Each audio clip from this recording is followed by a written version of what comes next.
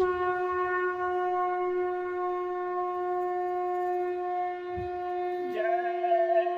गुरुदेव। जय गुरुदेव।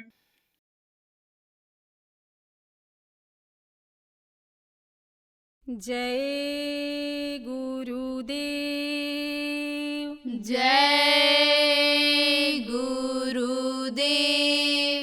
मेरे सतगुरु तुम ही हो सहारा, मैंने स्वामी तुम ही को पुकारा। मेरे सतगुरु तुम ही हो सहारा, मैंने स्वामी तुम ही को पुकारा।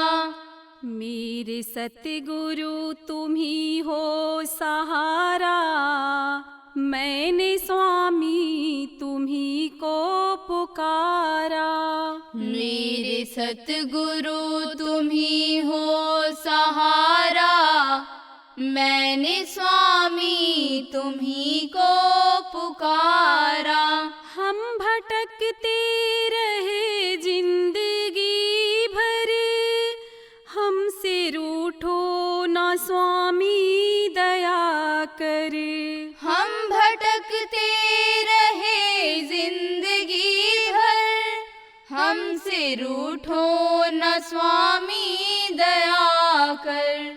नाम रटते हैं हरदम तुम्हारा, मैंने स्वामी तुम्ही को पुकारा।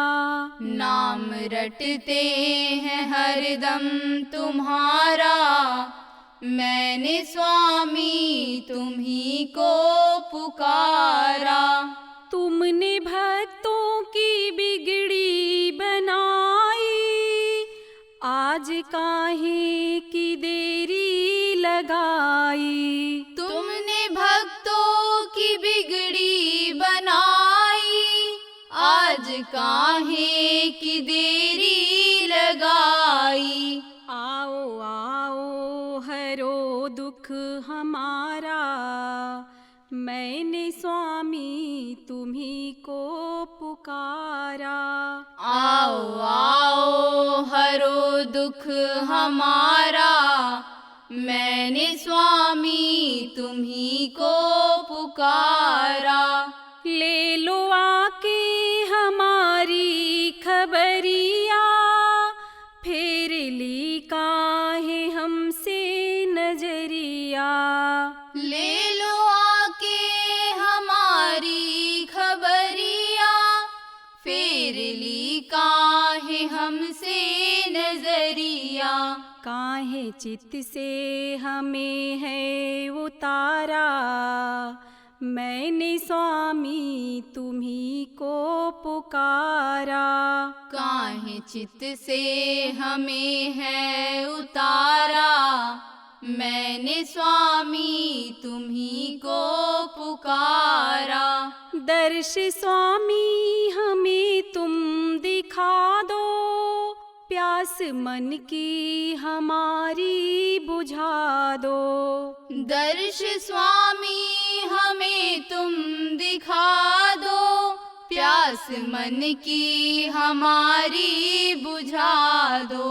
आज सतगुरु दिखा दो नजारा, मैंने स्वामी तुम्ही को पुकारा।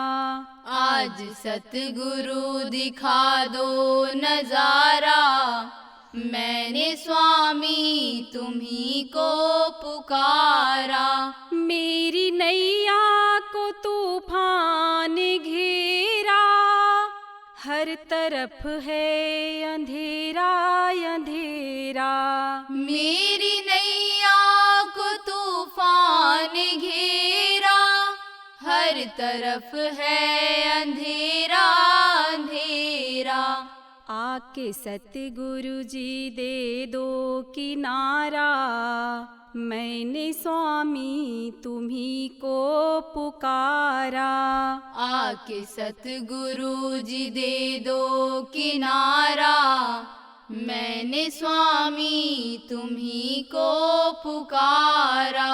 तुमने काया पलट दी हमारी, काटा भव का जो बंधन था भारी। तुमने काया पलट दी हमारी, काटा भव का जो बंधन था भारी। लौट आए नए तन दोबारा, मैंने स्वामी तुम्ही को पुकारा। लौट आए नए तन दोबारा, मैंने स्वामी तुम्ही को पुकारा। हम तो अज्ञानी पापी बड़े थे, बीच मझधार में हम खड़े थे। हम तो अज्ञानी पापी बड़े थे, बीच मझधार में हम खड़े थे। सारा जीवन तुम्ही ने संवारा, मैंने स्वामी तुम्ही को पुकारा। सारा जीवन तुम्ही ने संवारा, मैंने स्वामी तुम्ही को पुकारा। जब भी भक्तों को संकट ने घेरा, प्रेमी भजते हैं शाम और सबेरा। जब भी भक्तों को संकट ने घेरा, प्रेमी भजते हैं शाम और सवेरा। तुमने संकट से सबको उबारा, मैंने स्वामी तुम्ही को पुकारा। तुमने संकट से सबको उबारा, मैंने स्वामी तुम्ही को पुकारा। मेरे सतगुरु तुम्ही हो सहारा, मैंने स्वामी तुम्ही को पुकारा। मेरे सतगुरु तुम्ही हो सहारा, मैंने स्वामी तुम्ही को पुकारा। जय गुरुदेव, जय गुरुदेव।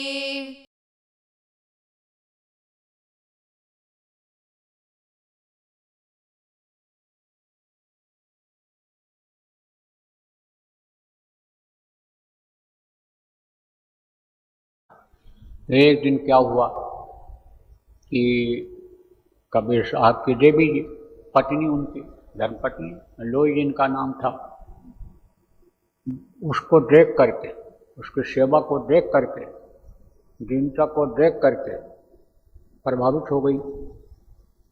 क्योंकि वो लोगों से कहा करता था कि सेवा हमको करने दो। जब हम सेवा करेंगे तो जो यहाँ हमने तलवार उठा करके लोगों की गर्दन काटी है, लोगों को दुख दिया है, अकाल मृत्यु में पहुँचाया है, वो मेरे पाप क्षमा होंगे। मुझे बर्तन धोने दो, मुझे अन्य छोटी सी सेवा करने दो, तब मेरे पाप नष्ट होंगे। और पाप जब नष्ट होंगे, कर्म कटेंगे, तभी हमको ये अनमोल दौलत मिलेगी। इसलिए मुझे सेवा करने। लोग समझाते कि भाई अवकाश से बाहर तुम सेवा कैसे कर पाओगे, तुम तो राजा रहे हो, तुम्हारा बदन कमज़ोर है, तुम अन्य ऐसी सेवा न करो। उनसे कहता था मैंने पाप किया है। देखो, एक तो होता है पाप करके आदमी खुश होता है, और पाप करके जो खुश होता है सीधे नर्क का दरवाज़ा खुलता है उसके लिए। नर्क का टिकट कटता है, नर्क का रिजर्वेशन होता है, इसको नर्क जाने पड़ेगा सीधा। और जो पाप करके प्रायश्चित करता है, हाँ, उसकी माफ़ी भी हो जाती है। और न करने का पाप करके प्रायश्चित किया और न करने का संकल्प बना लिया, तो जिनको पावर होता है, जैसे जज को पावर होता है, कुछ चीज़ें ऐसी, कुछ अपराध ऐसे होते हैं कि जिसको वो क्षमा कर सकता है, ऐसे ही महात्मा क्षमा कर देते हैं। कष्ट को जो मिलने वाला है उसको दूर कर देते हैं, जो मरने के बाद तकलीफ आने वाली है या उसके जीवन में तकलीफ आने वाली है, समर्थ संत जो महात्मा सच्चे होते हैं वो उसको ख़त्म कर देते हैं, उस तकलीफ को दूर कर देते हैं। तो प्रयाश्चित होती थी, प्रयाश्चित करता था, कहता था ये सेवा जब मैं करूँगा तब मेरे पाप खत्म होंगे, ये इतनी सेवा जब मैं करूँगा कि मेरे हाथ की ये रेखाएं घिस जाएंगी, ये अंदर दब जाएंगी जो उभरी हुई हैं रेखाएं जो दबी हुई हैं, यह मांस जो ऊपर उठा हुआ है, यह मांस जब नीचे दब जाएगा, रेखाएं मिट जाएंगी, तब मेरे पाप नष्ट होंगे। इतना पाप मैंने किया है। सेवा खूब करता था बादशाह, खुश हो गई लोई। सेवा से ही कोई चीज़ मिलती है, सेवा अगर किया जाए तो सेवा से सब कुछ मिल जाता है। आप ये समझो, साहब से सेवक बड़ा कहा गया है कि सेवक जो है साहब को पा लेता है। साहब इससे बड़ा का मतलब क्या होता है? साहब मालिक, वो मालिक से भी वो करा लेता है जो चाहता है। जैसे सेवा करके बेटा बाप के जेब में से पैसा निकाल लेता है, ले गया, पानी पिलाया, नहलाया, धुलाया, खाना भी खिला दिया, फिर पिता से कहा पिताजी एक आना पैसा दे दो, 100 रुपया दे दो, 50 रुपया दे दो, तो नहीं देगा। है कहा भाई बड़ा सेवक है, ये सेवा किया है, खुश हो जाते हैं, दे देते। तो खुश हो गई कौन? कबीर साहब की अर्धांगिनी, जिनका रिश्ता दुनिया से था, उनका लेना देना उनके शरीर से था, आत्मा से लेना देना उनका नहीं था। आत्मा से तो उनके साथ इसलिए जुड़े हुए थे वो कि इस जीव का भी उद्धार हो जाएगा, नहीं कुछ होगा तो सेवा का ही इसको लाभ मिल जाएगा, भजन करेगी, मन लग जाएगा सेवा के फल से और पार हो जाएगी। तो लोई ने कहा कि अब इसको नाम बख्श दीजिए, दे दीजिए। तब उन्होंने कहा नहीं, अभी और पक्का हो जाने दो, अभी कच्चा है। बोले हमारी समझ में तो कुछ नहीं आ रहा, मैं तो दिव्य दृष्टि से देख नहीं पा रही हूँ, दोनों आँखों के बीच में जो तीसरी आँख है आप बताते हो उससे तो मैं देख नहीं पा रही हूँ, लेकिन जो आप सत्संग सुनाते हो मैं सुनती रहती हूँ, उससे तो अब हमको नहीं लग रहा है कि इसके अंदर कोई कमी रह गई है। तो बोले चलो, जब ये सुबह उधर लेटरिन जाने लगे, टट्टी जंगल मैदान जिसको आप कहते हो, शौच जिसको कहा जाता है, मल त्यागने के लिए जब जाने लगे, तब तुम छुप करके इसके ऊपर कूड़ा डाल देना। कमंडल लेकर के वो अपना बर्तन लेकर के जा रहा था उधर जंगल की तरफ। लेटरिन तो इतनी उस समय होती नहीं थी, जा रहा था तो पीछे से कूड़ा डाल दिया लोई ने छिप करके। जब कूड़ा देखा घूमा ऐसे, क्या है ये, किसकी जरूरत हुई, किसने जरूरत किया ये, किसने हिम्मत किया ये कूड़ा डालने? मैं होता और तू बल्क में होता तो तेरी खाल खिंचवा करके भूसा भरवा देता। पूरे लोई तो सुन करके कांप गई कि कहीं ऐसा न हो देख लिया हो मेरा भी खाल खिंचवा दे, ये बल्क का बादशाह है। कुछ नहीं बोली, कहीं हाथ जोड़े खड़ी हुई थी। कबीर साहब बोले क्या है, बोलो क्या कह रही हो, क्या कहना है, बोल लोई बोल। बोली आप ठीक कह रहे थे, अभी उसका बर्तन साफ नहीं हुआ है, अभी आपके प्रवचन आपके सत्संग के हिसाब से लेने के लायक नहीं है, नाम रख नहीं पाएगा। रखेगा कहाँ, गंदी जगह पर वो चीज़ थोड़ा रखी जाती है। साफ होता है अंतरात्मा, तभी वो वहाँ पर काम करता है। ऊसर बीज में, ऊसर खेत में अगर आप डाल दो बीज को तो उगेगा नहीं, उगेगा। दही वाले बर्तन में दूध रख दो तो दूध रह जाएगा, दही बन जाएगा, दही भी नहीं ठीक से बन पाएगा, उसमें बदबू आने लगेगी, स्मेल बदल जाएगी, गंध बदल जाएगा उसका, ना दूध रह जाएगा न दही रह जाएगा। आप ये समझो दही खट्टा होता है तो ठीक से खट्टा हो पाएगा, और ना वो आप समझो कि दूध जैसा मीठा अमृत जैसा रह पाएगा। तो अब फिर सेवा में लग गया। सुनते सुनते सुनते सुनते बदलता गया अपना कि तन को जारो मन को मारो, तन को कष्ट दो, तकलीफ दो थोड़ा सा, और मन को मारो। और मन तो उसका बलक के तरफ चला गया था कि मैं बलक का बादशाह हूँ। आप भी अपने को बादशाह समझ रहा था। तो कहा गया लघुता से प्रभुता मिले, प्रभुता से प्रभु, लघु बन जाओ, छोट बन जाओ तो भगवान को पा जाओ, और प्रभुता रहेगा तुम्हारे अंदर तो वो मिलेगा। ये समझो कि नमक नमक से खाया जा सकता है? नहीं। ये जो पढ़े लिखे लोग बैठे हो, प्लस प्लस यानी समझो कि दो तार होते हैं, गर्म तार और ठंडा तार। तो गर्म तार अगर दोनों कर दोगे तो बल्ब जलेगा, पंखा चलेगा नहीं। एक तो छोटा यानी समझो निगेटिव होना चाहिए, एक निगेटिव और एक पॉजिटिव।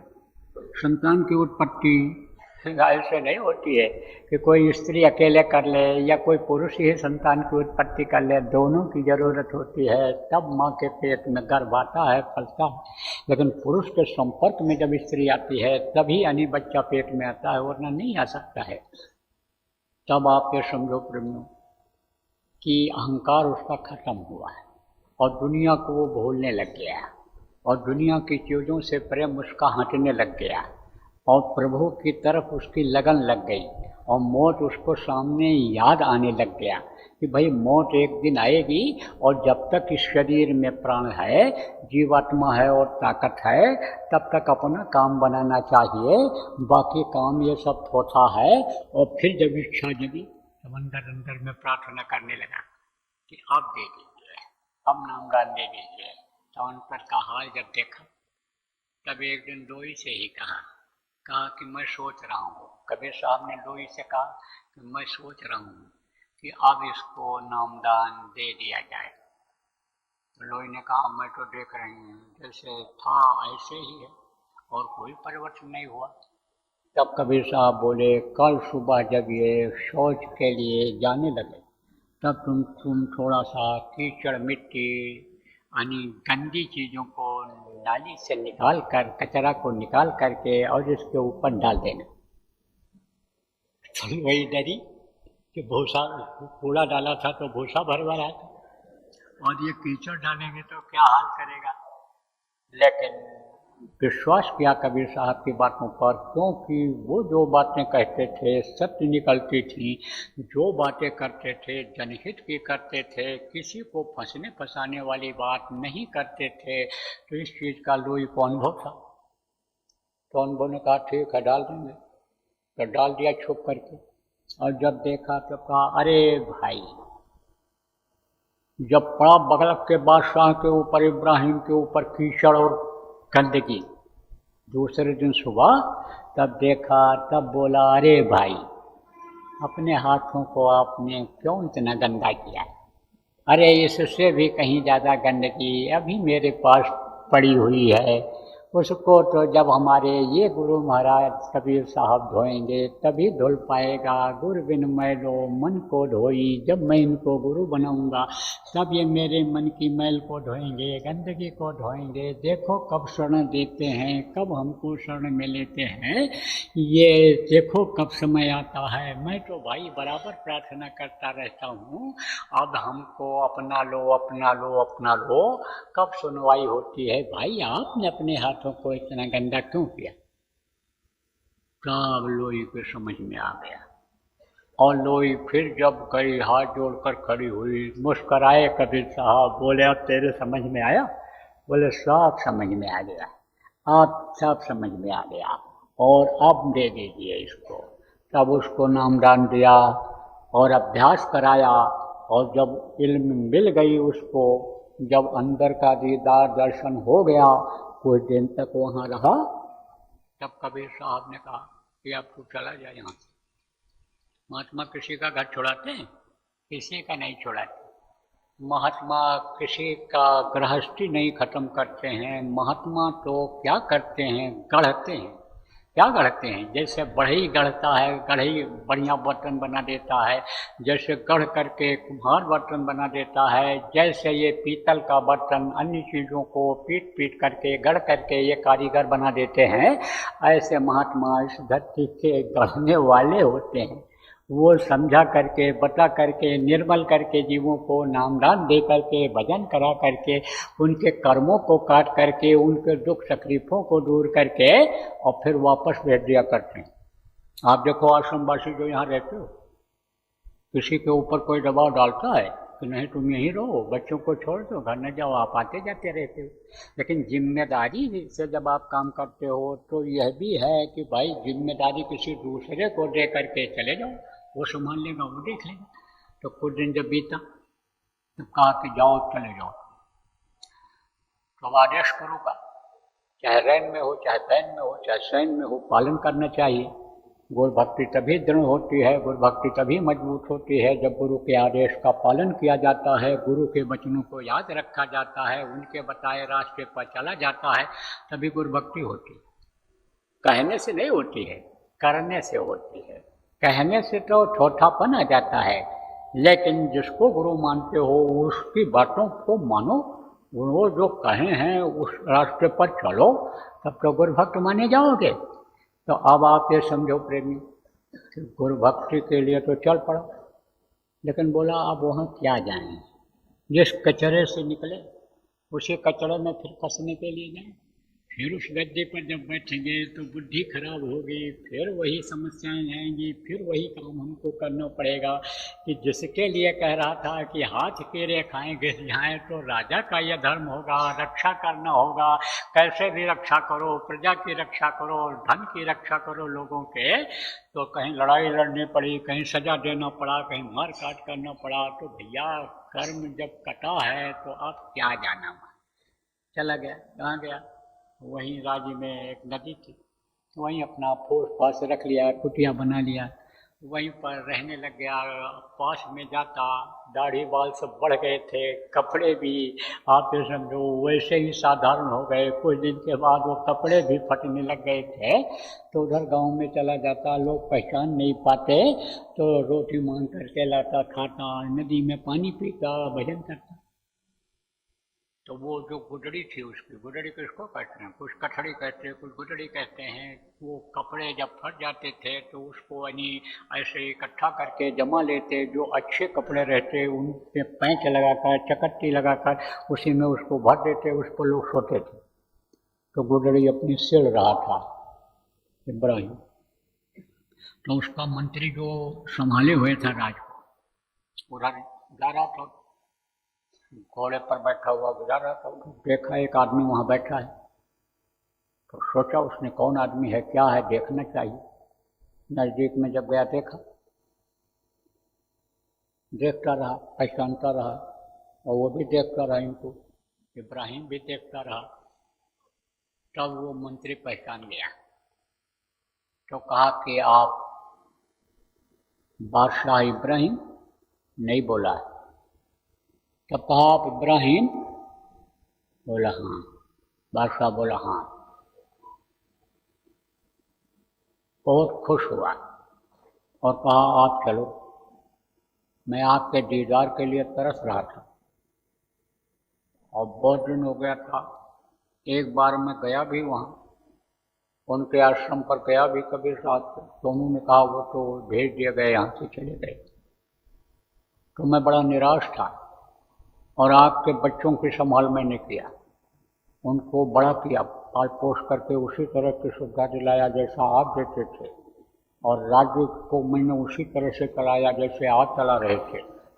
पूरा संभाल करके रखा। मैंने आपका एक पैसे का कोई नुकसान नहीं किया, पूरी वफादारी से मैंने काम किया, और जो तनख्वाह आप देते थे वही तनख्वाह लिया।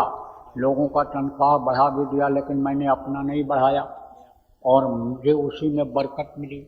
नौकरी में ही मेरे बच्चे बड़े हुए पढ़े लिखे, लेकिन मैंने आपके पैसे का एक पैसे का दुरुपयोग नहीं किया, नुकसान नहीं किया, वैसे का वैसा, बल्कि और कुछ बढ़ा ही है। और आप चलो, गद्दी पर बैठो, हम आपको एक बार बादशाह की तरह से देखना चाहते हैं। जनता आपको एक बार फिर बादशाह के रूप में देखना चाहेगी। आप चलो। तो वो जो इब्राहिम गुदड़ी सिल रहे थे, उस सुई को फेंक दिया नदी में और बोले, मंत्री वजीर तो हमारी सुई ला दे, तो तेरे सवाल का जवाब दूं मैं। उसने कहा, आप हमको 1 घंटे का समय दो, हम आपको लोहे की नहीं सोने की सुई ला करके देंगे। एक की नहीं कई जगह दे देंगे, कई अदद दे देंगे, कई पीस दे देंगे सुई आप। इब्राहिम ने कहा नहीं, बादशाह ने कहा नहीं, हमको तो वही सुई चाहिए। तो उसने कहा वही सुई कैसे मिलेगी? अब तो सुई कितनी गहराई में गई, नदी कितना गहरा है, और वो जमीन पर है या बालू में नीचे धंस गया, मिट्टी में धंस गई सुई, तो वो सुई कैसे मिलेगी? बोला तू नहीं ला पाएगा? नहीं ला पाऊंगा, वो सुई नहीं निकाल सकता हूं मैं, मेरे बस का नहीं है। तो ध्यान लगाया, इब्राहिम बैठा दिया उसको, कहा बैठो। ध्यान लगाया, एक मछली सुई को लेकर के ऐसे ऊपर आ गई। कहा जा आप तो लिया, अब निकाल ला वो देख। और मछली तब तक रुकी रही नहीं, मछली आदमी को देख के भागती है, और जब उसने सुई पकड़ लिया तो मछली फिर पानी में चली गई। कहा देख, अब यह इल्म हमको मिल गई, ये विद्या हमको मिल गई, अब हमको गद्दी भाएगी कि ये जो मिला है इसको हमको बढ़ाए, हम इसको बढ़ाएंगे और हम आगे इसको लोगों को बताएंगे, समझाएंगे, सिखाएंगे, कराएंगे। बोल गद्दी पर बैठना ठीक रहेगा कि ये ठीक है? जा तू जा, अब तू राज कर, जैसे कर रहा है ऐसे कर। तो प्रेमियों, ऐसी चीज मिल गई आपको। क्या मिल गया? ऐसी चीज, पाने की चीज मिल गई, या नाम मिल गया आपको, गुरु मिल गए आपको। अब आप जैसे इब्राहिम के पास इल्म आ गई थी, ऐसे इल्म को अपने अंदर जब ले आओगे तभी बात बनेगी, और नहीं तो थोथे में फंसे रहोगे तो असली चीज़ नहीं मिल पाएगी और ये जीवन का समय खत्म हो जाएगा। मोटी बात ये समझो, ये भजन ध्यान और ये सुमिरन और ये सेवा और ये गुरु भक्ति, आप ये समझो कि वो चीज़ को दिला सकती है जो उसको इब्राहिम को मिली थी। इब्राहिम नहीं, बहुत से लोगों को मिली, जिनका इतिहास बना हुआ है। समझो आप राजा पीपा को मिली, राजा यानी समझो आपके यानी गोपीचंद को मिली, आप ये समझो ऐसे राजाओं को जो मिली, और कितने प्रजा के लोगों का नाम जो इतिहास में महात्माओं में लिखा हुआ है उनको मिली। वो चीज़ जब आपको मिल जाएगी तब ये जीवन सार्थक हो जाएगा। बोलो जय गुरुदेव।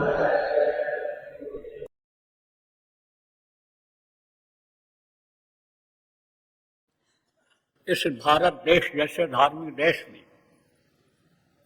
बच्चे और बच्चियों का चरित्र का देना और इनकी नशे की आदत से क्या संकेत मिलता है कि देश का भविष्य अच्छा नहीं रहेगा। देखो, इस वक्त पर किसी का बच्चा कब बिगड़ जाए, कब नशेबाज हो जाए, कब बच्चा बच्ची चरित्रहीन हो जाए, कुछ नहीं कहा जा सकता है, क्योंकि ये जाल बढ़ता हुआ चला जा रहा है।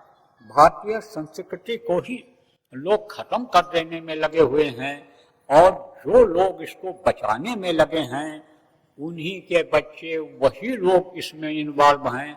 तो आप ये सोचो कि क्या होगा इनका बच्चों का।